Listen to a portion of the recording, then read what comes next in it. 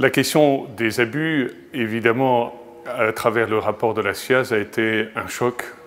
pour tout le monde, à tous les niveaux. Cela a permis effectivement d'ouvrir un débat au sein même de l'Église, d'avoir des groupes qui se sont réunis pour pouvoir en parler, mais également au niveau des pasteurs, et en particulier au niveau des évêques,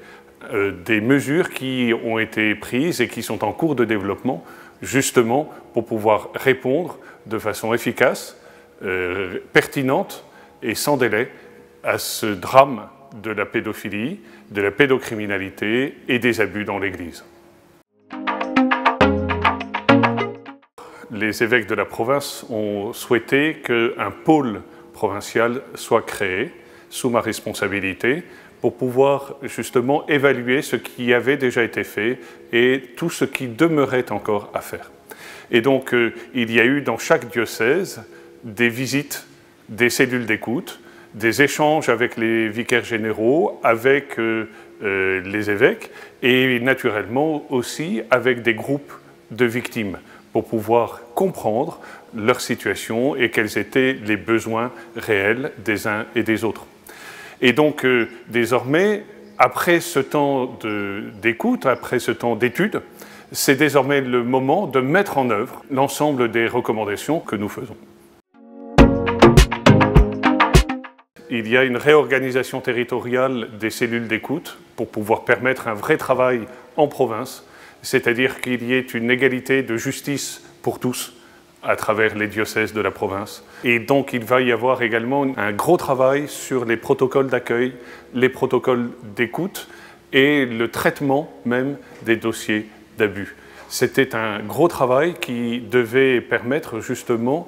à la fois de respecter la parole des victimes, de les écouter, de les entendre, mais aussi de préserver la présomption d'innocence des uns et des autres. Et donc on est toujours dans cet équilibre pour pouvoir agir vite, rapidement et de façon efficace. Il va y avoir tout un certain nombre de mesures concernant notamment la formation des écoutants, concernant la formation des personnes qui interviennent auprès des mineurs et des personnes vulnérables, qui va être obligatoire et qui va donner lieu du coup à la délivrance d'un certificat qui permettra, avec la vérification des antécédents judiciaires, notamment à travers d'extraits de casiers judiciaires, de vérifier ce que l'on appelle l'idonéité des personnes, c'est-à-dire vérifier que dans leurs antécédents, il n'y a pas de difficulté. Mais vérifier les antécédents n'est pas suffisant, c'est également vérifier la façon dont nous accompagnons les mineurs et les personnes vulnérables, dans la façon dont nous interagissons avec eux. Et donc il y a une charte de bientraitance qui est désormais mise en place et que tout un chacun devra signer et s'engager à suivre pour pouvoir être admis à servir auprès des mineurs et des personnes vulnérables. Nous travaillons très attentivement sur des mécanismes d'alerte, c'est-à-dire faire en sorte que lorsqu'il y a une présomption d'abus ou qu'un adulte repère une situation qui est à risque, qu'immédiatement on puisse mettre en alerte les services du diocèse ou les services de la justice, si cela convient, pour pouvoir justement s'assurer de la sécurité des uns et des autres. L'idée très claire est de faire de notre Église un lieu sûr, comme le dit le pape François, ce qu'elle n'aurait jamais dû cesser d'être, et parce que c'est un lieu de miséricorde, la faiblesse, les soucis des uns et des autres peuvent justement être accueillis, mais ils doivent l'être en toute justice et en toute sérénité. Pour ce qui concerne les camps d'été, il est évident que la prise de conscience